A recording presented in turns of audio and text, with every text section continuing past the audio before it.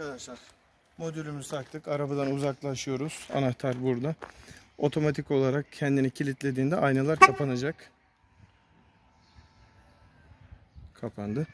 Şimdi aynaların tekrar geri açılması kontakla birlikte oluyor.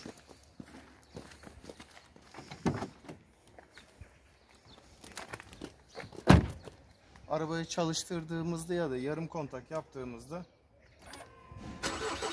aynalarımız açılacak. Şimdi tekrar kapatalım.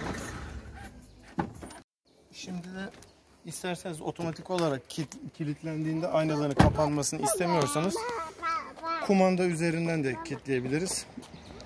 Basıyorum. Kapılar kilitlendiğinde otomatik katlanıyor.